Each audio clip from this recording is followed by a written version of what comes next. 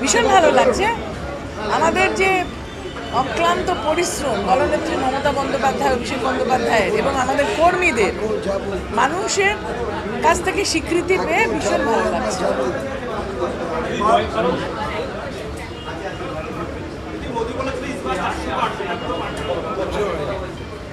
তো ভুলভাল কথা সারাক্ষণই বলছে, দেশটাকেও ভুলভাল এতদিন 10 বছরে ভুলপথে চালিত করে মানুষে মানুষে অনেক বিভেদ সৃষ্টি করেছে। সুতরাং এরা আর বেশি ভুল হয়তো আশা করি আর বলবে না। এবারে এরা বুঝতে পারবে যে মানুষ এদেরকে পছন্দ করছে না।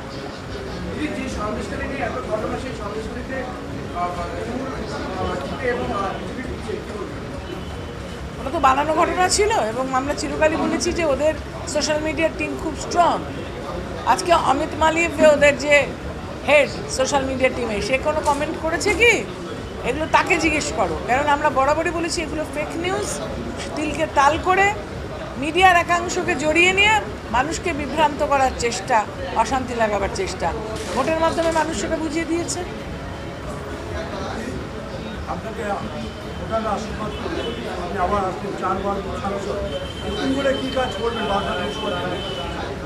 বারাসাতকে উন্নয়নের পথে নিয়ে যেতে যা যা করা প্রয়োজন ছিল আমার ধারণা সেগুলো সব হয়েছে। প্রশস্ত রাস্তা হয়েছে, চারিদিকে হাইমাস লাইট হয়েছে, পরিশ্রুত পানীয় জল হয়েছে, নিকাশি ব্যবস্থা হয়েছে, মেট্রো প্রায় এদিকে আসছে, সুপার স্পেশালিটি হাসপাতাল, মেডিকেল কলেজ হয়েছে। খুব বেশি কাজ তো বাকি নেই। এবারে মানুষের দাবি মতন নাগরিক যারা থাকেন সেই বারাসাত সংসদীয় এলাকাবাসীর দাবি মতন কাজ হবে। এইসব সমাজভিত্তিক যে প্রকল্পগুলো নেত্রী মমতা বন্দ্যোপাধ্যায় নিয়েছেন, মানুষকে সহযোগিতা করার সাথে সাথে মানুষকে একটা সম্মান দিয়েছে। শুধু মেয়েদের না, যেখানেই যে কোনো প্রকল্প, কিষাণ বন্ধু প্রকল্প, কৃষকের জমির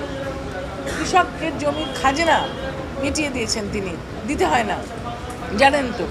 সেচের কানেকশন নিতে গেলে টাকা দিতে হয় না জানেন তো। সেই যে বিভিন্ন শ্রেণীর মানুষকে তিনি সম্মান জানিয়েছেন, মানুষ হিসেবে স্বীকৃতি দিয়ে, সেটারই প্রতিফলন হচ্ছে এই নির্বাচনের ফল।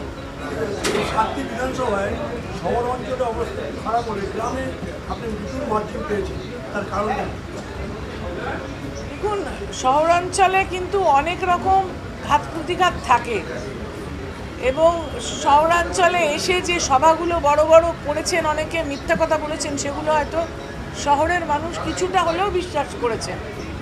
কিন্তু গ্রামীণ মানুষ, অনেক সহজ সরল মানুষ, তারা প্রকল্পের যে সুবিধাগুলো, শ্রমজীবী মানুষ যে সুবিধা পেয়েছে, কৃষক যে সুবিধা পেয়েছে, পরিযায়ী শ্রমিক যে সুবিধা পেয়েছে এবং সেখানকার ছাত্রছাত্রীরা যে সুবিধা পেয়েছে, মহিলারা সুবিধা পেয়েছে, সেগুলোরই প্রতিফলন এটা। তারা তার স্বীকৃতি দিল।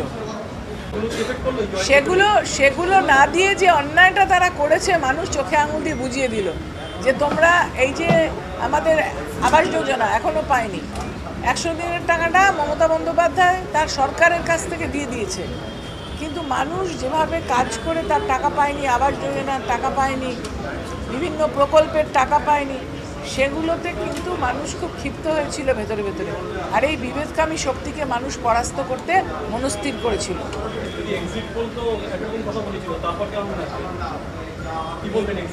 এক্সিট পোলে আমরা তো কখনোই বিশ্বাস করি না। মানুষের মনের মধ্যে কী আছে ওটা কি বাইরে থেকে কেউ ওইভাবে অঙ্ক কষে বলতে পারে?